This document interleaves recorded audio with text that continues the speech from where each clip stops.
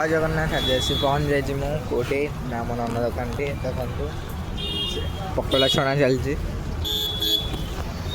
ଗୋଟେ ଦିନ ବ୍ଲଗ୍ ବନ୍ଦ ହେଇଯାଇଥିଲା, ମିନି ବ୍ଲଗ୍।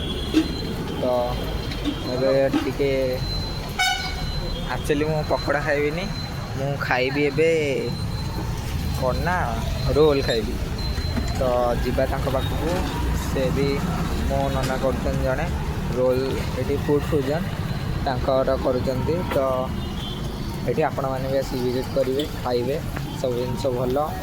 ତ ଏବେ ଯିବା ରୋଲ୍ ପାଖକୁ, କେମିତି କ'ଣ ବନାଉଛନ୍ତି ଦେଖିବା। ଆପଣ ଦେଖିପାରୁଥିବେ ରୋଲ୍ ରେଡ଼ି ହେଉଛି, ଆକାନ ରୋଲ୍ ରେଡ଼ି କରୁଛନ୍ତି। ମୁଁ ବ୍ଲଗ୍ ଏଣ୍ଡ କରିନଥିଲି କାରଣ ଖାଇ ଦେଇକି ପୁଣି ସାଙ୍ଗେ ସାଙ୍ଗେ ଗଲି କମ୍ପ୍ୟୁଟର କ୍ଲାସ୍। ତ କହିବି ନଥିଲି ରୋଲ୍ଟା କେମିତି ଲାଗିଲା ବୋଲି। ରୋଲ୍ ବଢ଼ିଆ ଲାଗିଲା। ଆପଣ ବି ଆସିକି ଏଠି ରୋଲ୍ ଖାଆନ୍ତୁ। ସବୁ ପ୍ରକାର ଅଛି, ରୋଲ୍, ଚାଉମିନ୍, ବିରିୟାନୀ, ସବୁ ଯାହା ବି ଆପଣ ଏଠି ଆସିକି ଖାଇପାରିବେ। ଆଉ କ'ଣ କହିବି, ଏଠି ମାମାଙ୍କର ମୁଣ୍ଡଟା ବିନ୍ଧୁଥିଲା, ତାଙ୍କର ଟିକେ ଚିପି ଦେଉଥିଲି। ମୁଣ୍ଡଟା ବିନ୍ଧୁଛି ତ ସେଥିପାଇଁ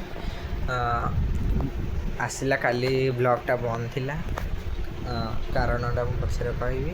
କାରଣ ଏମିତି କିଛି ବି ନାହିଁ, ନର୍ମାଲ୍ କାରଣ। ସେ ଏଇ ଯେଉଁ କଲେଜ୍ ହଉ, ନର୍ମାଲ୍ କାରଣ, ସେଥିପାଇଁ ବ୍ଲଗ୍ କରିନଥିଲି।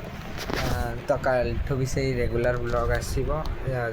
ମାନେ ଏଇଟା ତ ସେକେଣ୍ଡ ବ୍ଲଗ୍ ହେଲା, କାଲି ଆସିବ ଥାର୍ଡ଼ ବ୍ଲଗ୍। ତ ସମସ୍ତେ ଚାହିଁକି ୱାଚ୍ ଷ୍ଟିଲ୍ ହେଇକି ରୁହନ୍ତୁ, ଆସିବ ବ୍ଲଗ୍। ତ ଆହୁରି ଭଲ ଭଲ ବ୍ଲଗ୍ ହେବ। ତା ଭିତରେ ଆହୁରି ଏଇ ମିନି ବ୍ଲଗ୍ଟାକୁ ଆଉ ଟିକେ ମିନି ବ୍ଲଗ୍ଟା ଯେଉଁ ହେଉଛି 1 ମିନିଟ୍ 2 ମିନିଟ୍ର ହେଉଛି, ସେଟା ମୁଁ ଟ୍ରାଏ କରିବି 5 ମିନିଟ୍ 6 ମିନିଟ୍ର କରିବା ପାଇଁ। ଆଉ ସେଥିରେ ଏପାଳି ମାନେ ଅଲଗା ଜିନିଷ ସବୁ ଇନକ୍ଲୁଡ଼୍ ହେବ। ତ ଏଇଠି ରହୁଛି। ଜୟ ଜଗନ୍ନାଥ।